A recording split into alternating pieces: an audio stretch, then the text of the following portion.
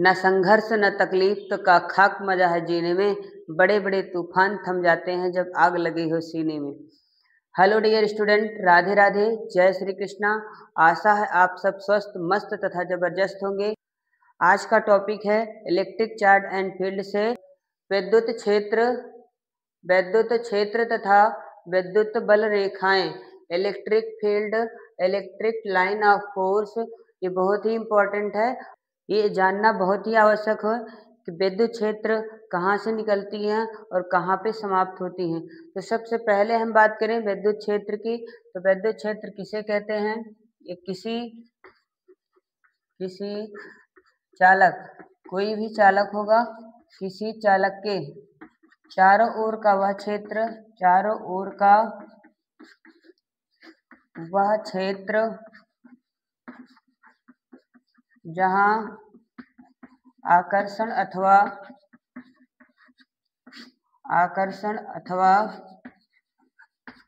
या तो हम आकर्षण अथवा प्रतिकर्षण बल का अनुभव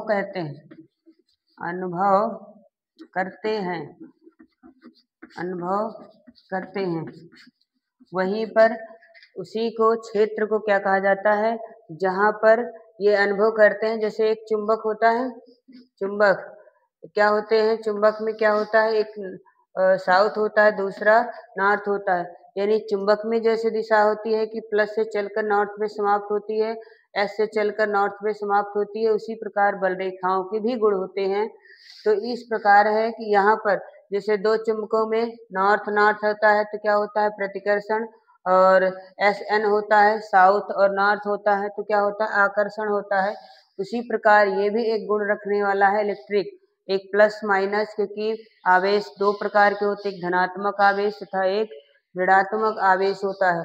तो किसी चालक के चारों ओर का वह क्षेत्र जहां आकर्षण अथवा प्रतिकर्षण या तो आपस में चिपक जाएंगे या उनसे दूर हो जाएंगे, इसी प्रक्रिया, इसी बल का जहां हम अनुभव करते हैं, वही आपका विद्युत क्षेत्र अर्थात इलेक्ट्रिक एरिया कहलाता है या इलेक्ट्रिक फील्ड कहलाता है। विद्युत बल रेखाओं के गुण क्या होते हैं?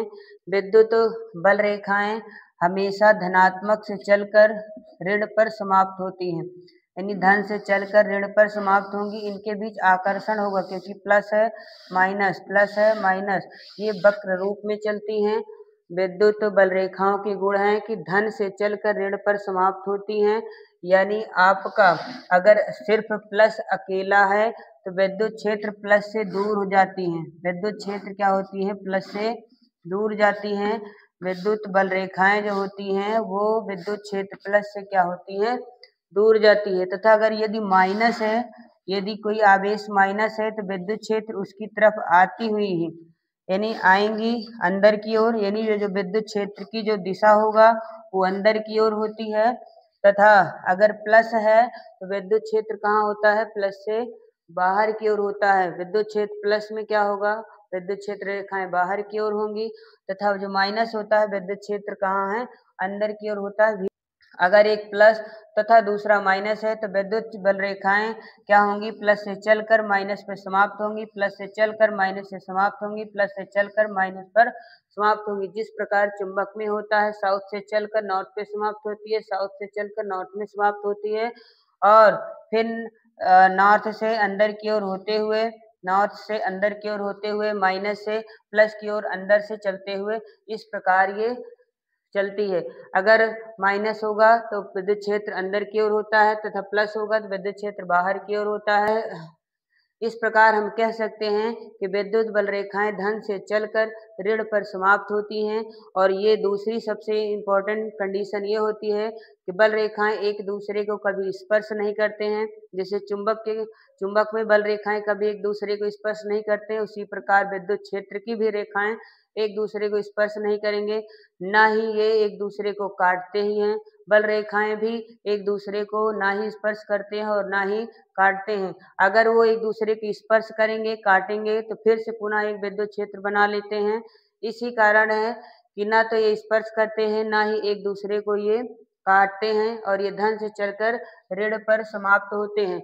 और बड़ी बात, ये वक्र रेखाओं के रूप में भी चलता है, जैसे चुंबक में होता है साउथ से नॉर्थ चलती हैं तो ये वक्र रेखा के रूप में चलती। यही विद्युत बल रेखाओं के महत्वपूर्ण गुण हैं। आशा है आप सबको समझ में आया होगा। आप सभी प्यारे बच्चों का बहुत बहुत आभार, धन्यवाद।